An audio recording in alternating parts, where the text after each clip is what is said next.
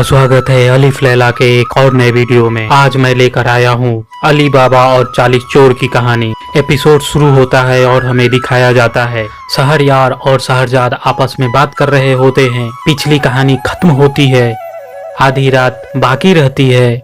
शहरजाद अपनी बातों की जाल बुनते हुए शहरयार को दूसरी कहानी सुनने पर मजबूर करती है और अली बाबा 40 चोर की कहानी शुरू करती हुई बोलती है। किसी जमाने में बगदाद शहर में एक सौदागर रहता था जिसके दो पुत्र कासिम और अली बाबा थे। कासिम बहुत तेज, चालाक और धोखेबाज था, पर अली बाबा नेक, ईमानदार और मेहनती था। एक दिन सौदागर की मृत्यु हो जाती है। कासिम सभी धन को हड़प लेता है और अली बाबा को दरबदर ठोकर खाने के लिए मजबूर कर देता है।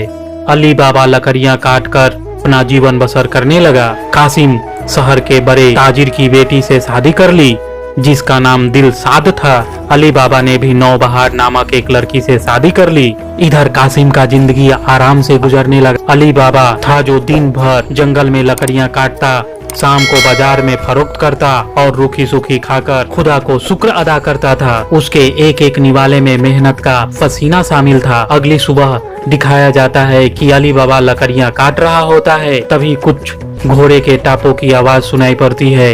अली बाबा देखता है और बहुत चक्का हो जाता है और अपने खच्चर को बोलता है कि यह तो डाकुए हैं, और वह छिपकर डाकुओं को देखने लगता है। सभी डाकू एक जगह इकट्ठा होते हैं। उनमें से एक बोलता है, सरदार कहाँ रह गए? एक डाकू जवाब देते हुए बोलता है, वह मस्जिद के जानिब से आ रहे हैं। तीसरा डाकू बोलता है, तो फिर अंदर चलें? पहला डाकू बोलता है, नहीं, पहले सरदार को आ जाने दो। यहाँ वे लोग आपस में बात करने लगते हैं। तभी सरदार वहाँ पे आता है। सभी डाकू उसके नाम का जय जयकार लगाने लगते हैं। सरदार सबको शांत करता है। उसका एक साथी पूछता है, आप कहाँ चले गए थे सरदार? सरदार बोलता है, हमारा मुखबिर खबर लाया है, बसरा में दुनिया के कोने कोने से बड़े बड़े सौदागर आने वाले हैं। वे हर मुल्क की नायाब और नामवर चीजें अपने साथ आने वाले हैं। उनका एक साथी बोलता है, और साथ में अपने मौत का पैमाना भी। क्यों दोस्तों? इतना बोलकर सभी डाकू हंसने लगते हैं। इन सब बातों को सुनकर अली बाबा बहुत हैरान होता है। उनका सरदार बोलता है, चलो। वे लोग एक झरने के पास पहुंचते हैं। अली बाबा छुपकर ये सब देखता रहता है और सुनता रहता है। सरदार झरने के पास आकर बोलता है, खुल जा सिमसिम, खुल जा सिमसिम। इतना कहने के बाद पानी गिरना बंद हो जाता है और झरने से एक दरवाजा खुलता है। सभी डाकू अंदर जाते हैं और कुछ समय बाद वे बाहर निकल आते हैं। सभी डाकू से बाहर निकलकर कुछ दूर चले जाते हैं तो अली बाबा अपने खच्चर को लिए हुए झरने के पास पहुंचता है। अली बाबा भी जाकर खुल जा सिमसिम, खुल जा सिमसिम बोलता है और दरवाजा खुल जाता है। अली बाबा गुफा के अंदर जाता है। अंदर जाने के बाद वह बहुत सारे सोने, चांदी, हीरे जवाहरात को देखकर तंग रह जाता है और बोलता है, ये सब मेरे लिए हैं? इतने सारे जेवर, इतने सारे जेवर, ये सब मेरे लिए हैं। तभी उसकी नजर एक पात्र में रखे असरफियों पर पड़ती है। वह बोलता है, इतनी सारी असरफियां?